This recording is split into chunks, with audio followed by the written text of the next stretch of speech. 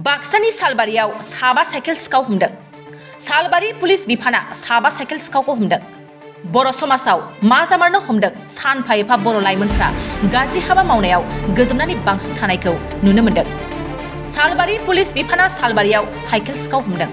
Cycle सिखावफ्रा बाक्सानि बरमाज्रा गामिनि 20 बोसोर बैसोनि उमेश बसुमतारी, दुङालागा गामिनि 23 बोसोर बैसोनि अमलेन बसुमतारी, सरनिया गामिनि 15 बोसोर बैसोनि सचिन दैमारी, पाख्रिगुरि गामिनि 15 बोसोर बैसोनि दैयासा बर' आरो सालबारि गामिनि 20 बोसोर बैसोनि प्रमद दैमारी।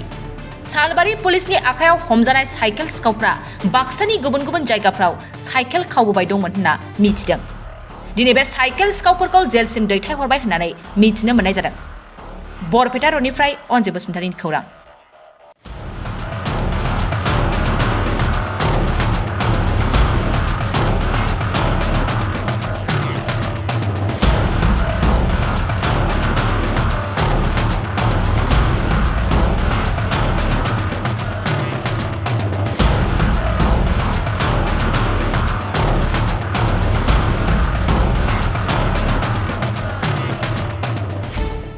गोजोनथाव खौरां। बाजाज बाइक सालायनो मोजां मोनग्राफोरनि थाखाय गोजोनथाव खौरां।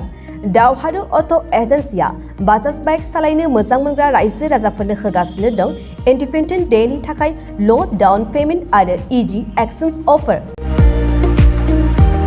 1 आगस्तनिफ्राय 15 आगस्तसिम होगासिनो दं क'क्राझार दावहारु अट' एजेन्सिया आरो क'क्राझार जिल्लानि सिङाव थानाय काराइगाव, दतमा आरो बडगावआवबो 3 आगस्टआव फेस्टिभ आउटलेट गोदानै बेखेवनो थांगासिनो दावहारु अट' एजेन्सि। बे गोदानै बेखेवनाय ब्रान्च श'रुमआवबो ल' डाउन पेमेन्ट आरो इजि एक्सचेन्ज अफार लानो हागोन।